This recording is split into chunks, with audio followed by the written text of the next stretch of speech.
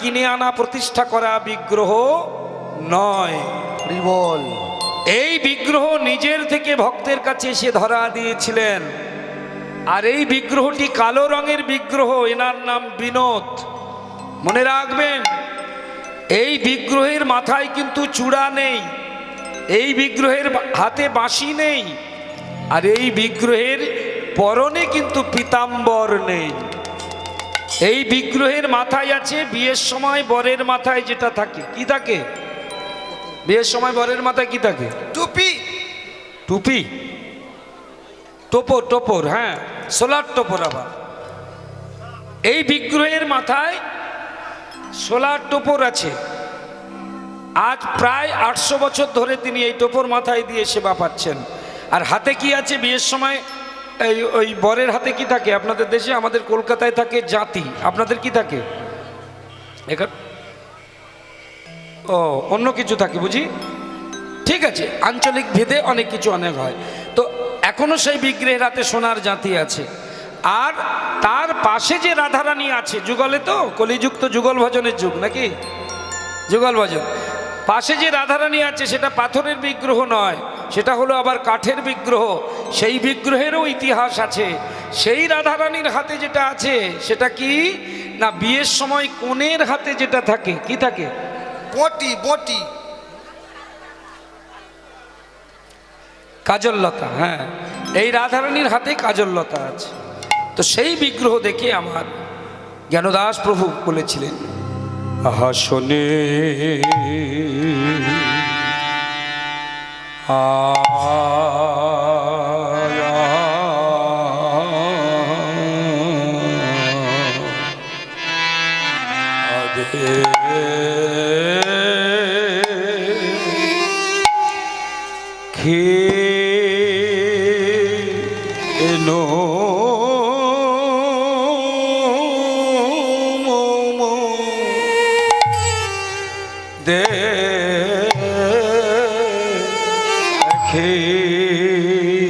আস্তে আস্তে আস্তে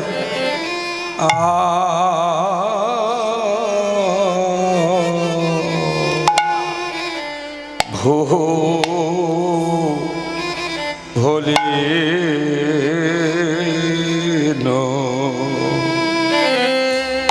আমি ভোলে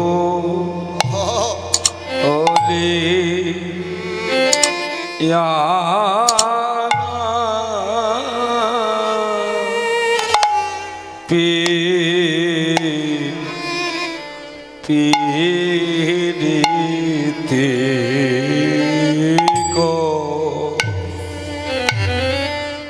কইনো ও হে বিনোদ, বিনোদ হে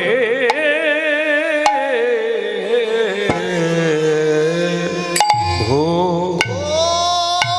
আহা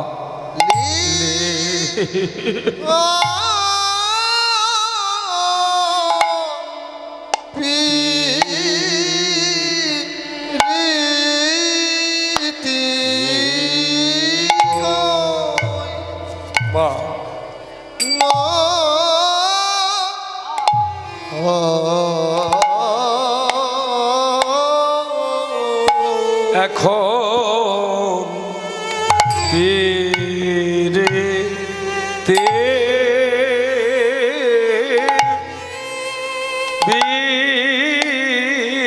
বিচ্ছেদে আমার না রহে এ পরা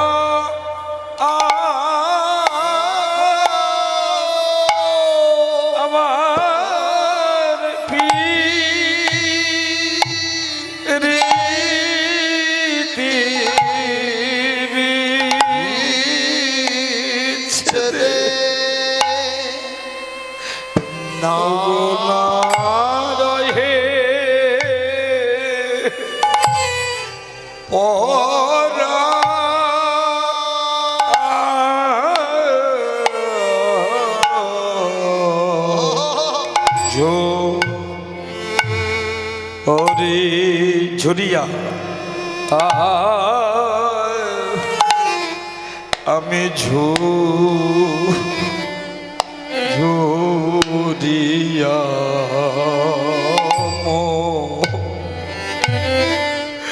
ময়ন ও ও আমায় দাও হে খা প্রাণ সখা দাও হে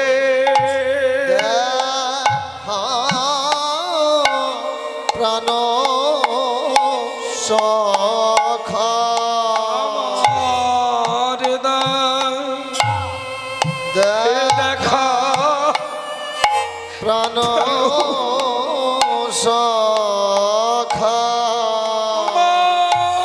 আমার বিরহে প্রাণ যাই না রাখা আর দাও হে দেখা প্রাণ সখা আমার বিরহে প্রাণ যায় না রাখা ও মোহন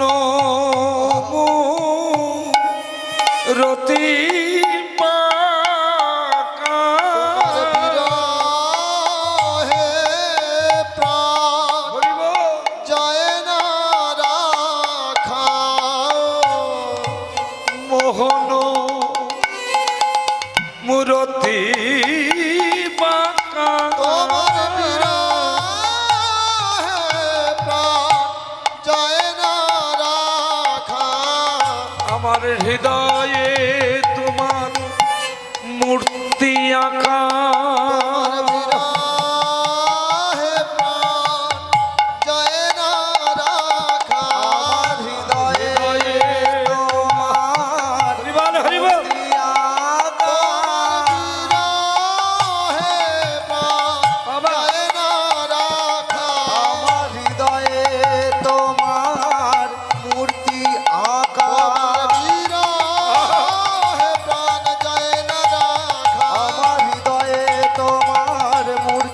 বাবা বলি দাও হে দেখা প্রাণ সখা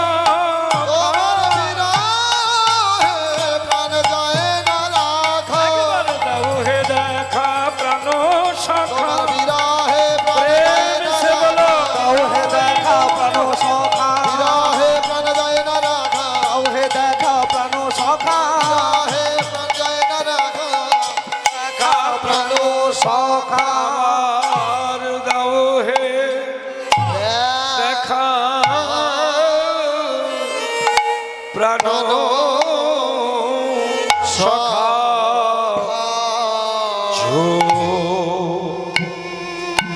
রে আ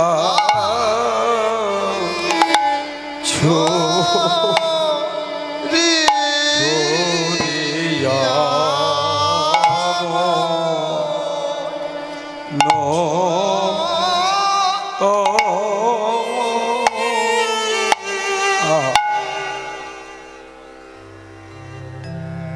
এত আনন্দ হচ্ছে যার লেখা গান তারই মাটিতে দাঁড়িয়ে গাইছে কিন্তু তিনি যে অনুরাগ নিয়ে এই গান লিখেছেন সেই অনুরাগ তো আমাদের আর হলো না বাবা সেই গুরু কৃপা তো আমাদের নাই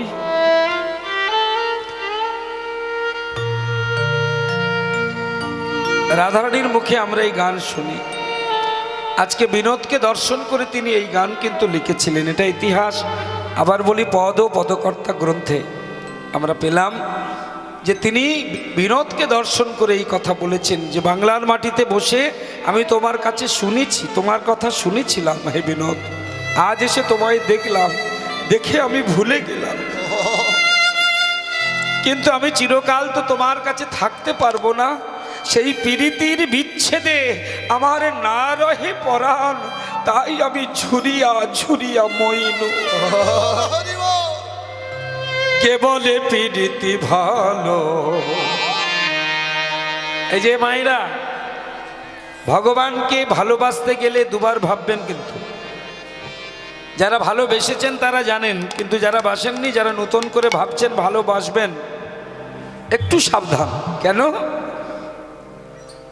ভগবানকে যারা প্রাণ দিয়ে ভালোবাসে সারা জীবন, তাদের চোখে জল ফেলতে হয়। হরি বল। হরি বল। কে বলে প্রীতি ভালো, কে বলে প্রীতি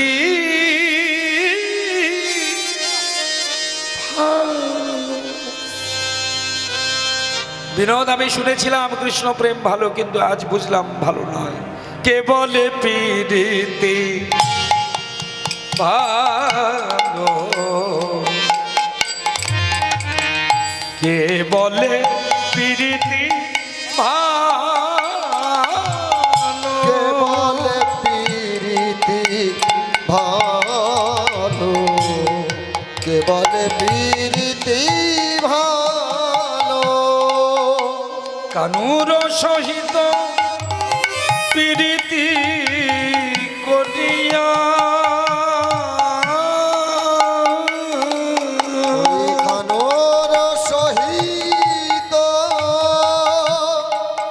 প্রীতি কইরা, আমার পাজন,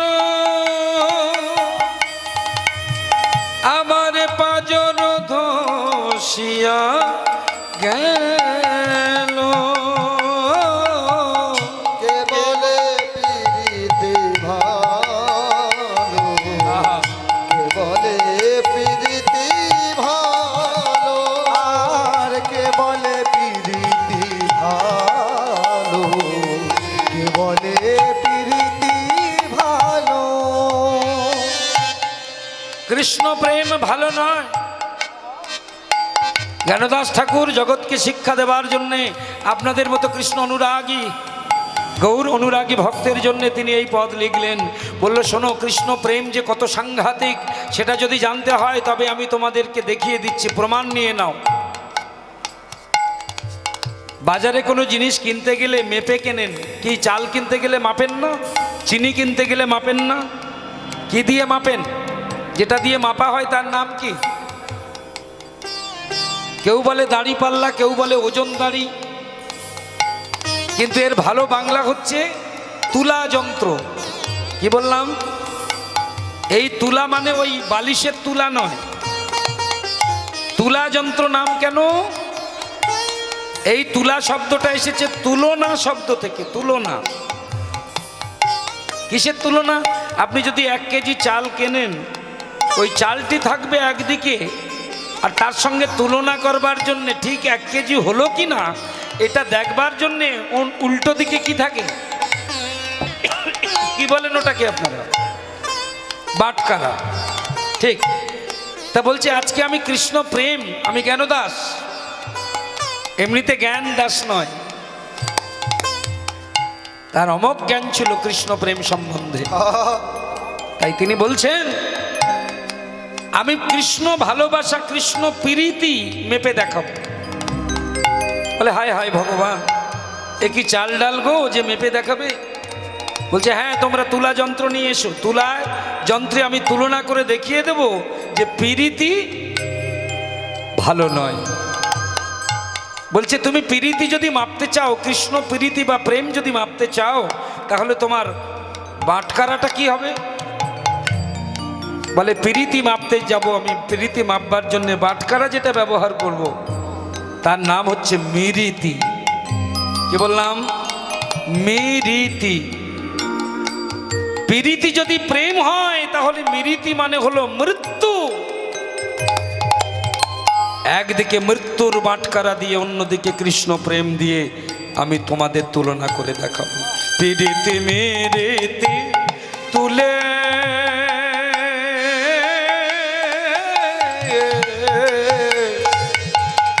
তুলাইতে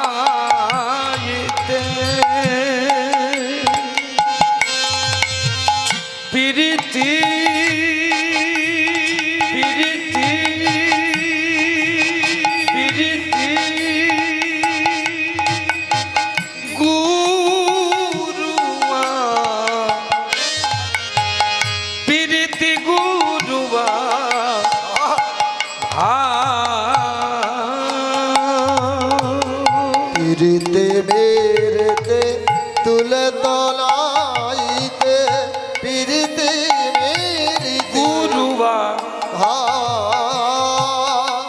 কি বললেন?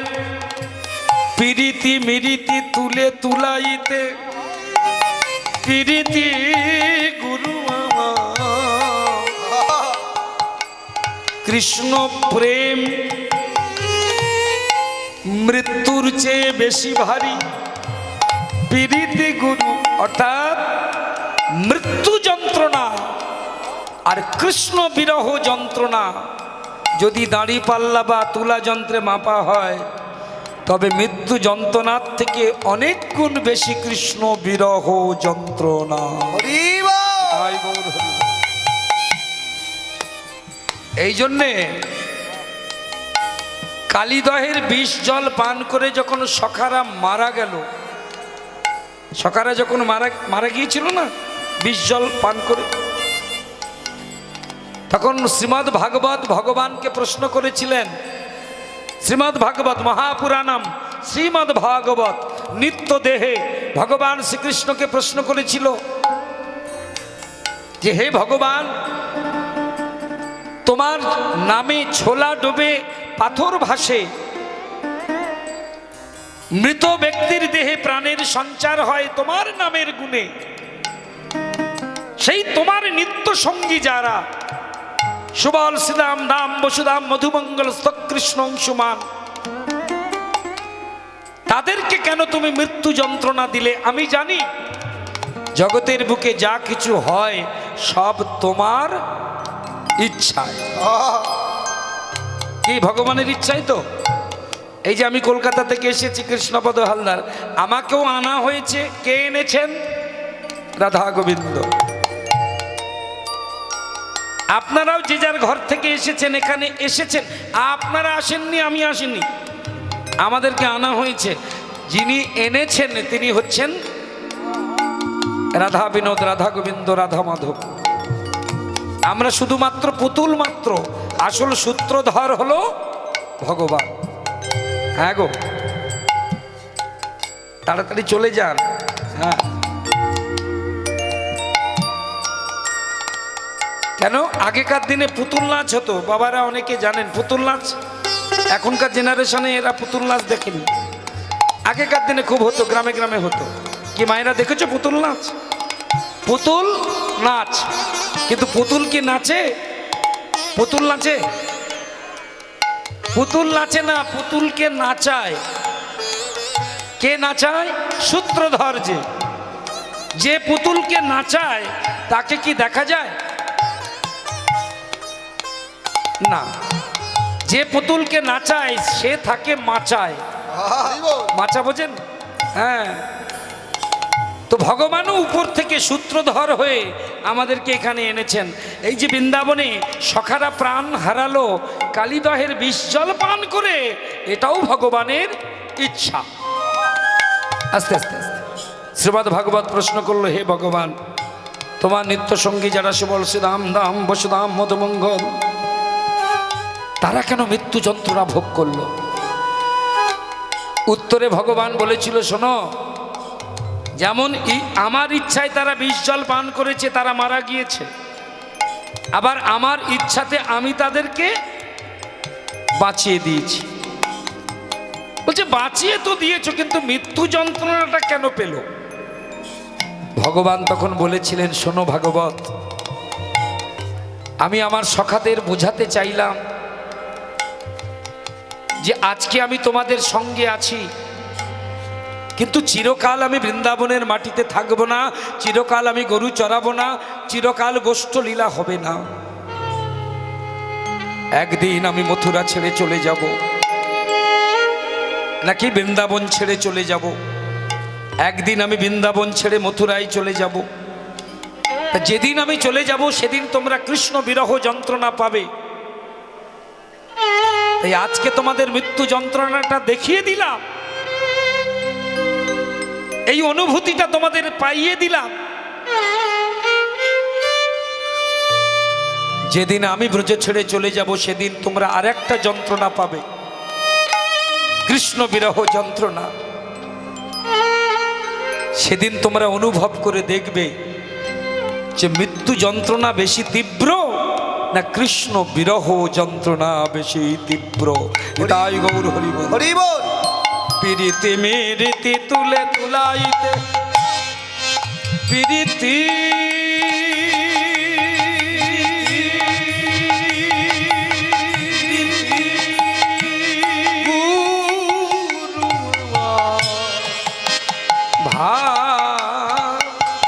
পিরিতি বেয়াধি যারে উপজয় প্রীতি ব্যাধি যারে উপজয়ে। এই প্রীতি ব্যাধি, এই কৃষ্ণ প্রেম হলো একটা ব্যাধি। ব্যাধি কেন? অনেক ভক্ত আছে, মহাজন ভক্ত আছেন, আপনাদের মধ্যেই আছে। একবার যদি কানে শোনেন অমুক জায়গায় কীর্তন হচ্ছে, থাকতে পারবে না, দৌড়ে চলে যাবে, দৌড়ে চলে যাবে। কৃষ্ণকে যারা ভালোবাসে, ভগবানকে যারা ভালোবাসে, তারা হলো অনুরাগ ব্যাধিগ্রস্ত কৃষ্ণ ভক্ত। এ ব্যাধি অন্য ব্যাধি নয়, এ ব্যাধি থাকা ভালো, সবার কপালে থাকে না। এই ব্যাধি যার আছে সেই বুঝবে যে কৃষ্ণ বিরহের কি যন্ত্রণা। প্রীতি ব্যাধি যারে উপজয়, প্রীতি ব্যাধি যারে উপজয়ে।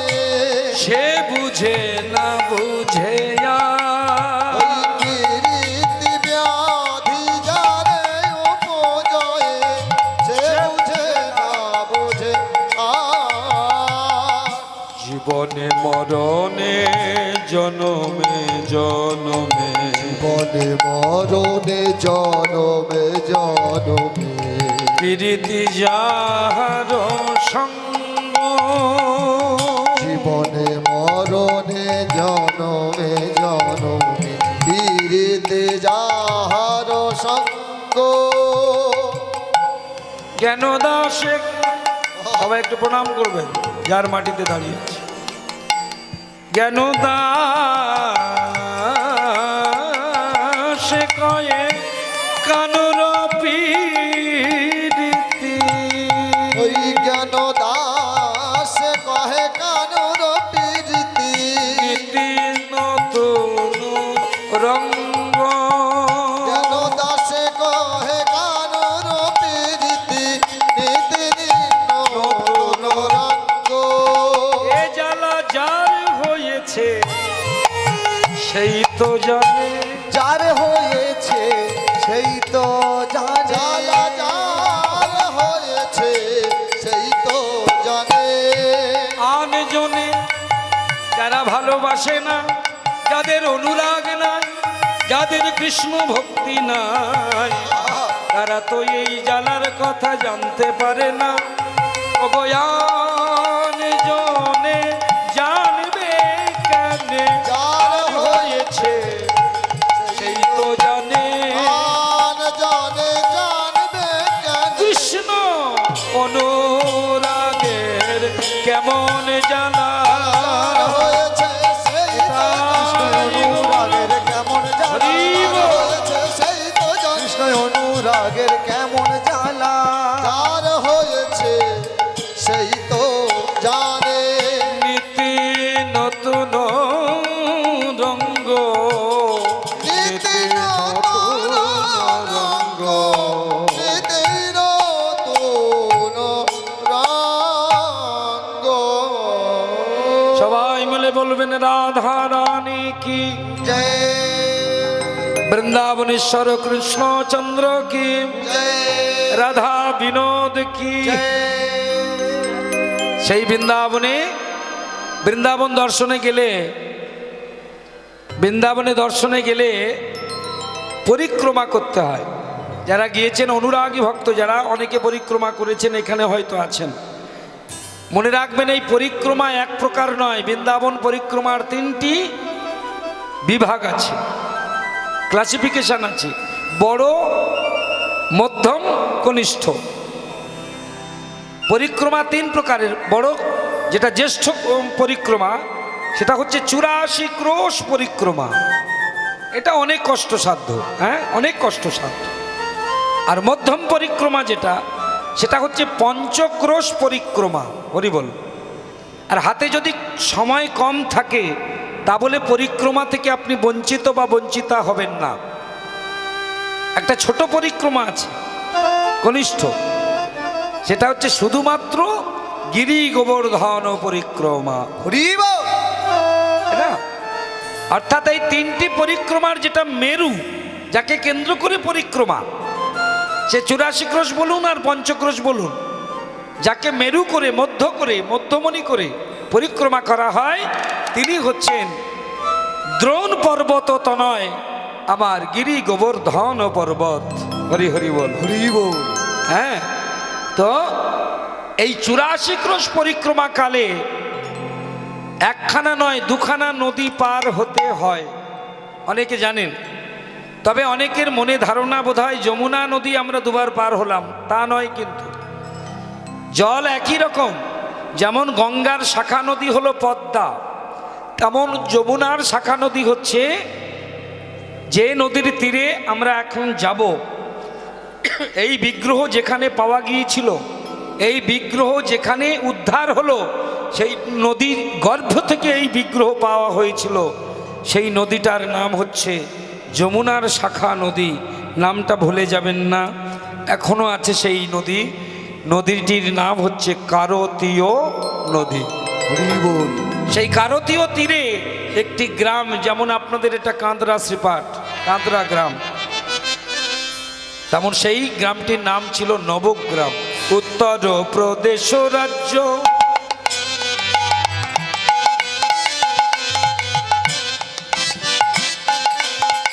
তরাসে জেলা না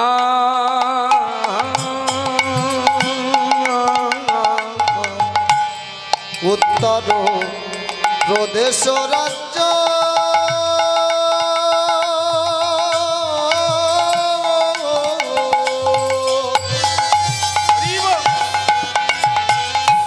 তরাস জেলা না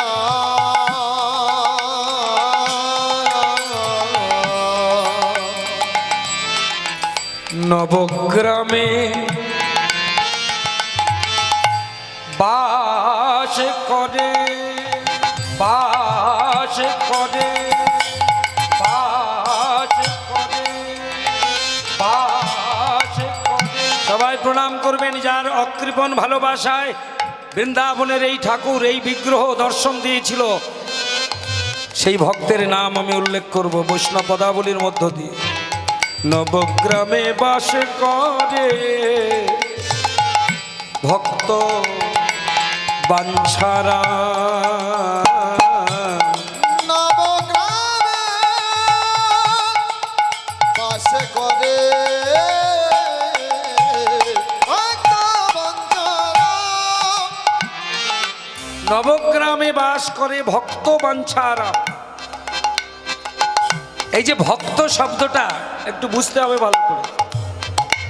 হরি বল, হরি বল, জয় নিতাই গৌর হরি।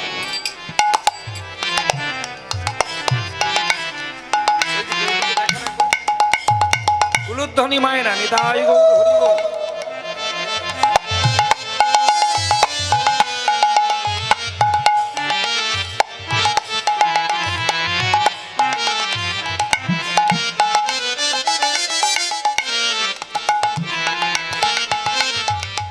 প্রতিদিন কি করেন এই ভক্ত, কি করেন?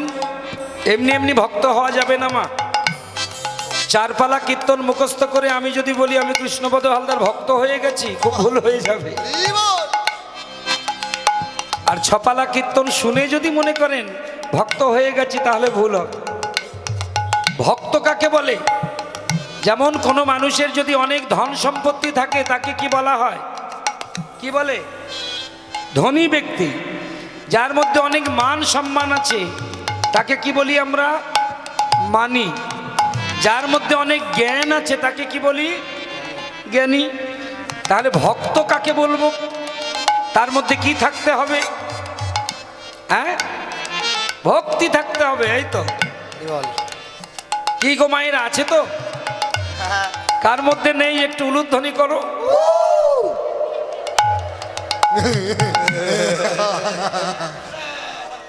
পূজার ডালা সাজাইয়া সাজাইয়া সাজাইয়া করে নিবেদন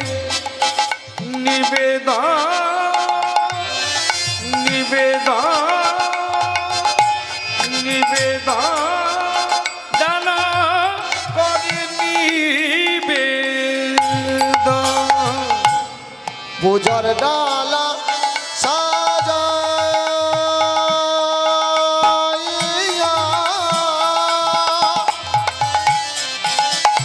ডালা করে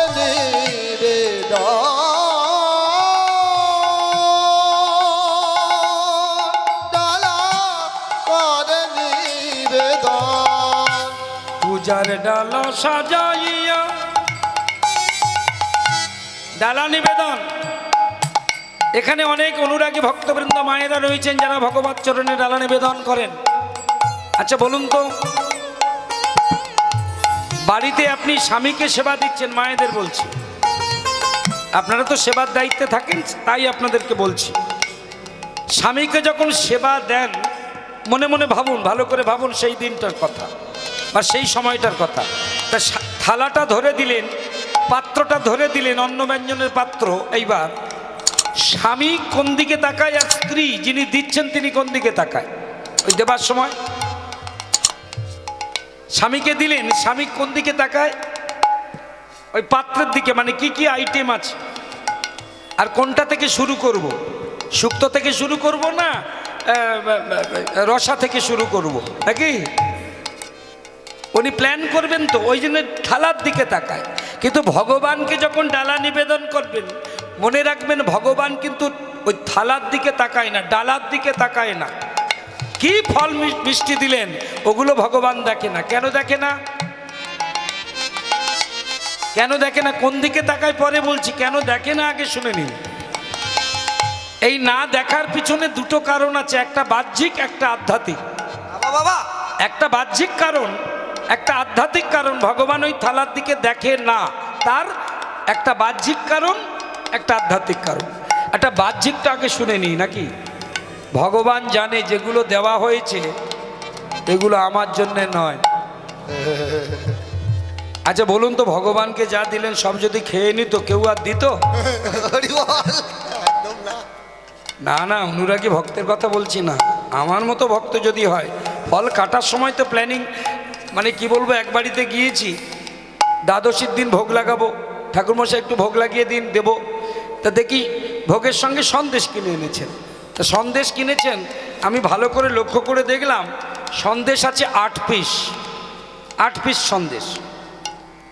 ভালো করে হিসাব করে দেখলাম ওনার একটা ছেলে আছে, ওনার স্ত্রী আছে, ওর ওই ভদ্রলোক আছে, তাহলে ওরা 3 জন। আর আমি যখন দিচ্ছি আমার ভাগে তো 2টো থাকবেই, তাহলে আমি 4 জন, তাহলে 4 জন বলে 8 পিস সন্দেশ। আচ্ছা বলুন তো ভগবান খেতে পারবে? যদি তার ইচ্ছা হয় তো তিনি দেখবেন তো লিস্টে ওনার নামই নেই, কি করে খাবে? তাই না? 2টো যদি বেশি করে দিত তাহলে খেতে পারত। তাহলে ভগবানের উদ্দেশ্যে আমরা দিই বটে, কিন্তু খাই তো আমরা। বলে যা হোক দিচ্ছে, যখন দিক ওইটুকু দিচ্ছে তাই সন্তুষ্ট হতে হবে। এটা বাহ্যিক কারণ, আধ্যাত্মিক কারণ আলাদা। ভগবানকে আপনি যে ফলটা দিচ্ছেন বাজার থেকে কিনে আনলেও সেই ফল কিন্তু আপনি তৈরি করেননি। এক কথায়, যার মাটি যার জল তার বৃক্ষ তার ফল। হরি হরি বল। ভগবানই বৃক্ষ সৃষ্টি করেন, ভগবানই পত্র সৃষ্টি করেন, পুষ্প সৃষ্টি করেন, ফল সৃষ্টি করেন। তাহলে তার ফল তাকে দিচ্ছি। ভগবান বলল আমি দৃষ্টি দিলাম, তোমরা সেবা করো। আস্তে আস্তে আস্তে। তাহলে আপনারা প্রশ্ন করতে পারেন, এখানে প্রশ্ন এসে যায়, ভগবান যদি না সেবা করে তবে সেটা মহাপ্রসাদ হয় কি করে? এই যে মায়েরা ভগবান খায়, তবে সে কায়দা আলাদা জানি। তাই এইবার আমরা আবার বৃন্দাবনে যাবো। হলুদ ধ্বনি মায়েরা, হলুদ ধ্বনি। তাই পূজার ডালা সাজাইয়া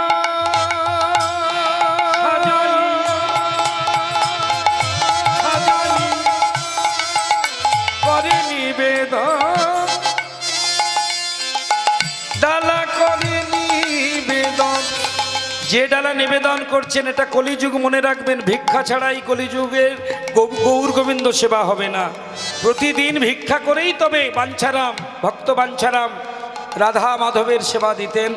তো এই উৎসবেরও যারা ভক্তবৃন্দ আছেন আপনাদের কাছে ভিক্ষার পাত্র নিয়ে যাচ্ছে।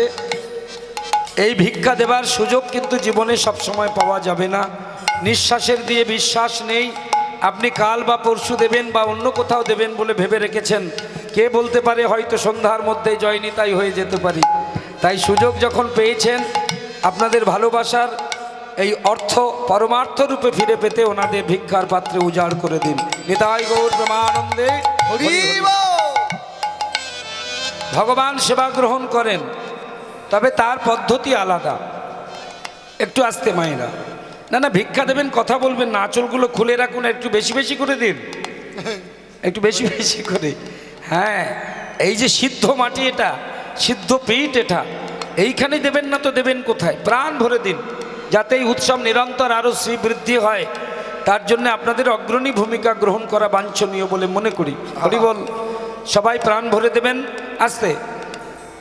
সেই যে একটা চাকর ছিল, ওই ভিক্ষা নিতে নিতে কথাটি বলেনি, চাকরটির নাম ছিল মদন, বুঝেছেন? এই যে মায়েরা, এ হতচ্ছাড়া, এই যে না এ নয়, ওই মদন আর কি। ওই হতচ্ছাড়ার একটা স্বভাব আছে চুরি করা, বুঝলেন? বাজার করতে গেলে পয়সা চুরি করে, খাদ্যদ্রব্য আনতে গেলে সেই দ্রব্য চুরি করে। তা একদিন বাড়িতে সাধুগুরু বৈষ্ণব এসেছে, হরিলুট দেবে বলে বাতাসা কিনতে পাঠিয়েছে। তা বাবু যখন পাঠাচ্ছে তখন বলে দিচ্ছে, মদন খবরদার বাবা, হরিলুটের বাতাসা তুই যেন চুরি করিস না। আর শোন, আমি এলে কিন্তু বাতাসা দাড়িপাল্লায় মেপে দেখবো যে তুই কম দিলি কিনা। আরেকটা কথা বলি, পয়সা কিন্তু আমি গুনে দেব, যাতে পয়সা না চুরি করতে পারিস। এই বলে মদনকে যেই পয়সা দিয়ে পাঠিয়েছেন, মদন এবার ওই বাতাসা কিনে ফেরার সময় মনে মনে চিন্তা করছে যে কি করা যায়, চুরি করা তো আমার স্বভাব, যাই পারে হোক। এখন মদন ভাবনা চিন্তা করে কিছু একটা করেছে, অঘটন ঘটিয়েছে, সেটা এখন নাই বা বললাম। এইবার যখন ফিরেছেন, বাবু বলছে, কিরে এই মদন বাবু, বাতাসা এনেছিস? হ্যাঁ বাবু দে। এইবার দাঁড়িপাল্লায় মেপে দেখছি বাতাসা ওজনে বেশি বই কম না, মানে 500 কিনতে দিয়েছে, 520 গ্রাম হয়ে গেছে। তা ভালো কথা। এইবার বাবু বাঁকা চোখে বাঁকা হাসিতে হাসতে হাসতে বলছে, কিরে মদন, আজকে রাত চুরি করতে পারিসনি? না বাতাসা না পয়সা, কেমন হলো বল, একটু একটু করে শুধরে যা। মদন তখন বলছে, বাবু আপনার নুন খাই, মিথ্যা কথা কি করে বলে যাই, চুরি আমি করেছি বাবু। বলে, হ্যাঁ রে, কি করে চুরি করলি? বাতাসা তো 20 গ্রাম বেশি, পয়সাও তো আমি গুনে দিয়েছি। বলে, না বাবু আপনি যতই বলেন, চুরি কি করেছি কিভাবে করেছি বলবো না। কেন? বলে, বললে আপনি আর আমাকে বাড়িতে চাকর করে রাখবেন না, তাড়িয়ে দেবেন। বাবু বলছে, শোন বলি, তোর চুরির কায়দাটা আগে আমি শুনি। আমি তোকে কথা দিলাম, আমি তোকে বাড়ি থেকে তাড়িয়ে দেব না, কিন্তু তুই চুরি করলি কি করি আমি একটু জানতে চাই। তাহলে বলি বাবু? বলছে বল। বলছে, বাতাসা কিনে নিয়ে ফেরার সময় ওই যে মাঠের মাঝখানে বট গাছের নিচে বসলাম, কাঁধের গামছাটা নিয়ে পাতলাম, বাতাসাগুলো ঢাললাম, আর যে ঠোঙাতে বাতাসা ছিল ওটা পাশে রাখলাম। বলবো বাবু? আরে বল। তারপরে একটা করে বাতাসা তুলি আর জিভ দিয়ে চেটে চেটে ঠোঙার মধ্যে রাখি। হাই পোড়া কপাল, হরিলুটের বাতাসা তুই চেটিছিস? কি করব বাবু, চুরি করা তো স্বভাব। হ্যাঁ, কয়লার ময়লা যায় না ধুলে, আর মানুষের স্বভাব যায় না মোলে। তো আপনারা মনে রাখবেন, ভগবান দৃষ্টি দেয়, আপনি যেমন ফল যেমন মিষ্টি দিয়েছেন তেমনই রয়েছে, কিন্তু ভগবান প্রসাদ করেছে কিভাবে? প্রত্যেকটা প্রসাদী ফল বা মিষ্টিতে ভগবান তার করুণার জিহ্বা দিয়ে তিনি চেটে চেটে আমাদেরকে দান করেন। নিতাই গৌর হরি হরি হরি বল। করুণার জিহ্বা দিয়ে তিনি মহাপ্রসাদ করে দেন। সেই জন্যে আমরা সেই মহাপ্রসাদ গ্রহণ করি। তো ভগবানের ডালা সাজিয়ে প্রতিদিন ডালা নিবেদন করেন। এই ডালা নিবেদন করছেন, এমন সময় গ্রামের মানুষ যারা ছিল, নবগ্রামের মানুষ এসে মন্দিরের সামনে দাঁড়িয়েছে। জয় বাঞ্ছারামের জয়, জয় ভক্ত বাঞ্ছারামের জয়, জয় কি আপনারা শোনো বাবা বাঞ্ছারাম, তোমার মতো পরম বৈষ্ণব আমাদের এই গ্রামকে ধন্য করেছে। নিত্য নিত্য তুমি গ্রামে গ্রামে ভিক্ষা করে আমাদের দ্বারে দ্বারে ঘুরে ঘুরে ভিক্ষা লব্ধ বস্তু দিয়ে তুমি ভগবানের সেবা লাগাও। তোমার ভক্তি দেখে, তোমার অনুরাগ দেখে আমরা তুষ্ট, কিন্তু আমাদেরও তো একটা কর্তব্য আছে। আমরা এই গ্রামের মানুষ, আমাদেরই গ্রামে তুমি ভোগ লাগাও ভগবানকে, আর আমরা যদি না সেই সেবা কাজে ব্রতী হতে পারি, তাহলে কেমন করে আমরা তোমার কৃপা বা ভগবানের কৃপা পাবো? আমাদের একটু সুযোগ দাও তুমি। এই যেমন ভিক্ষার পাত্র নিয়ে আপনাদের কাছে গিয়েছেন ভগবানের সেবার জন্য গ্রহণ করতে, এটা সুযোগ নেওয়া, এই সুযোগ হাতছাড়া করতে নেই। গ্রামের মানুষেরাও তাই বলল, আমরা ভক্তির সুযোগ নিতে এসেছি, আমাদের নিবেদন তুমি একটু মন দিয়ে শোনো। ভক্ত বাঞ্ছারাম বললেন, বেশ, আপনারা বলুন আপনারা কি সেবা করতে চান। বাঞ্ছারাম, আমরা লক্ষ্য করে দেখেছি তুমি ভোরবেলা কারতীয় নদীর জলে স্নান করে ভিক্ষার আঁচল নিয়ে তুমি ভিক্ষা করো, ভিক্ষা লব্ধ তণ্ডুল অন্ন ব্যঞ্জন প্রস্তুত করে তুমি ভগবানকে ভোগ দাও। কোনোদিন ক্ষীর স্বর্ণ নিয়ে ভগবানকে ভোগ দাও, যেদিন যা পাও সেদিন তাই ভোগ দাও। কিন্তু তোমার এই মন্দিরে কোনো বিগ্রহ নেই, সেই কারণে আমরা চাই গ্রামের মানুষ সবাই মিলে পয়সা তুলে বা ভিক্ষা করে, চাঁদা কালেকশন করে, যাকে বলে চাঁদা তুলে অর্থ সংগ্রহ করে মথুরার বাজার থেকে আমরা রাধা কৃষ্ণের যুগল বিগ্রহ কিনে আনতে চাই, তোমার হাতে তুলে দিতে চাই, তোমার মন্দিরে আমরা যুগল বিগ্রহ দেখতে চাই। এটাই আমাদের গ্রামের মানুষের ইচ্ছা। বাঞ্ছারাম বললেন, আমি ভীষণ আনন্দিত, আমি উৎফুল্লিত, আমি প্রফুল্লিত যে আপনারা আমার মন্দিরের বিগ্রহের জন্য আপনারা এত শুভ প্রচেষ্টা করেছেন। আমার শূন্য মন্দিরের বিগ্রহ প্রতিষ্ঠার জন্য আপনারা যে এগিয়ে এসেছেন, তার জন্য আমি ধন্য, আমি কৃতজ্ঞ। কিন্তু হে গ্রামবাসীগণ, ভক্তের নিজ নিজ একটা ইচ্ছা বা বাসনা বা কামনা থাকে। জ্ঞান হওয়ার পর থেকে ভগবানের চরণে পুষ্পাঞ্জলি না দিয়ে, চন্দন তুলসী না দিয়ে আমি জলগ্রহণ করিনি। ঐহিকের সকল সুখ বিসর্জন পূর্বক আমি রাধা গোবিন্দের চরণে করেছি আত্মনিবেদন। হে গ্রামবাসীগণ, যেদিন থেকে আমি গোবিন্দের চরণে করেছি আত্মনিবেদন, সেই দিন থেকে আমি মনে মনে প্রতিজ্ঞাবদ্ধ,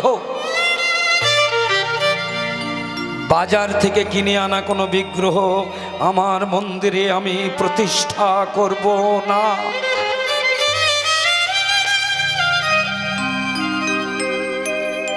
বাজারের কেনা বিগ্রহ আমি কোনোদিন আমার মন্দিরে বসাবো না। হ্যাঁ, করব, প্রতিষ্ঠা করব, সেবা করব, বিগ্রহ